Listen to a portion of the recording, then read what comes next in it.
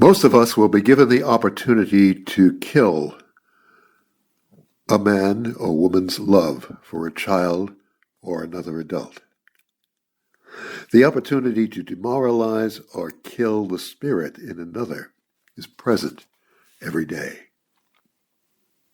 Unfortunately, we also will find ourselves in situations where we may even fleetingly want to kill the person himself. This is the Practicing Christian. This week's report is on Commandment 6. We best understand what this commandment is about when we recall that our time on this present world is a basic training for an everlasting life in the fullness of God's kingdom. Two immediate conclusions are that God doesn't want you to destroy any of his creatures that he's planted here, where he's leading them to grow to become his children. The second is that he doesn't want you to be destroyed, either by your being killed or by you becoming a murderer. The fact that we kill so many people in fits of rage, in suicidal despair, in everyone loses wars, and in lethal weapon, so-called accidents, is a testimony to our desire for Christian formulas, well, for example, like these: oh, I've been baptized, it was okay. Or I'm born again, I wouldn't have done a bad thing. Or they were ungodly people or evil people. Or I was just following orders. Or this was an authorized procedure, and so forth and so on. We use these formulae to serve our interests and give us cover for our murders, rather than having an internalized Christian faith to lead us in godly behavior. The commandment actually translates from the Hebrew best by, "You shall not murder." Answering unprovoked attacks, resisting genocidal war, fending off murderous attacks, and so on are not against God's will. But we should never confuse a legitimate, lethal response with an unjustified, "She made me so angry." William Kavanaugh sharpens this point. We moderns gladly kill at the state's behest, but the Bible insists that we may only kill in the name of God. Oh, how we twist our souls to falsify, justify murders in the name of God.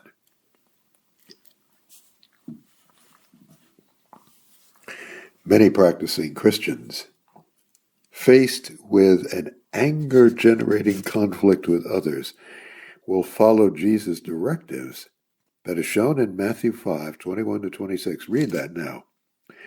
And bring some reliable, helpful people into fights that may otherwise turn even more nasty. The fact that few Christians ever do this, that is, follow these instructions of Jesus when things are getting rougher and harder between you and another person, the taught by our Lord to do so, reveals the awful and sad tendency to allow conflict to build to deadly levels rather than acknowledge that it's there and needs help to be eliminated. That sort of bad behavior also allows us to tell ourselves, well, one of us must be right and the other wrong. That in turn leads us to conclude, since I'm right, I must win, and he or she must lose. It's only fair. No, it isn't fair. Such reasoning only feeds our anger and desire to hurt the other person.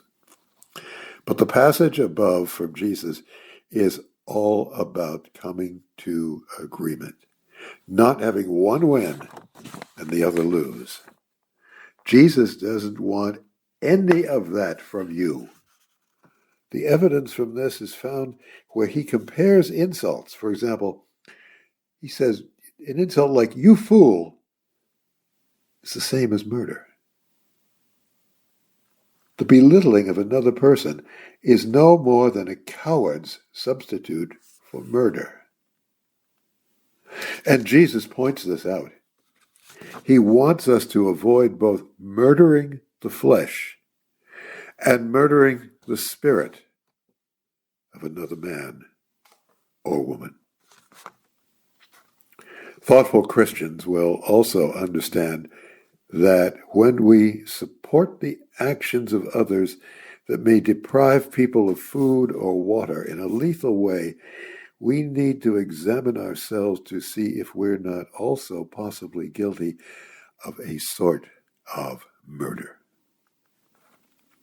Think of the Trail of Tears, where the Tsalaki, that is the Cherokee, were driven off their food-producing lands and homes in Georgia and the Carolinas in favor of cotton and tobacco. We cannot omit the question of abortion either. The lives of my sons were human to me from the moment that I realized that I would be their father. It's a hard question for many men to deal with.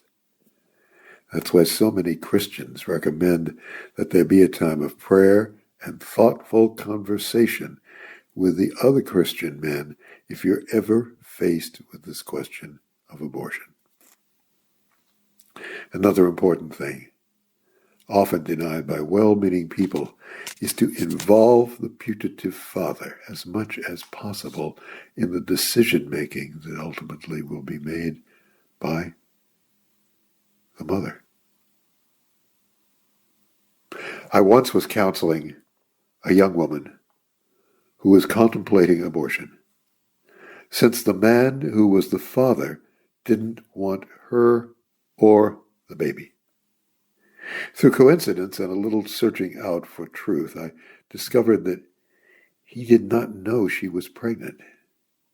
And he did want the child and wanted to marry her.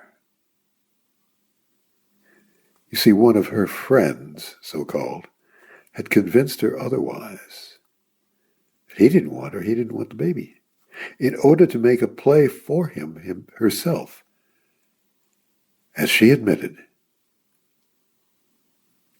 it to me, by the way, I wasn't taking that second or third hand. Well, this couple, where I had informed this man, and I'd never met him before, but I understood who he was, and I told him he was about to become a father, and he had no idea it was happening. They got married. They had a child, and the last I knew of them, the last I saw of him many years ago, they were expecting a second child.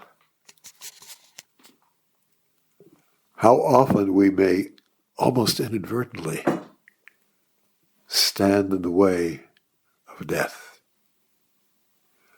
How often we can, with just the smallest amount of courage, bring life. That means we are loving one another as Jesus called us to do. It's our job. Serve then, be the king's right arm.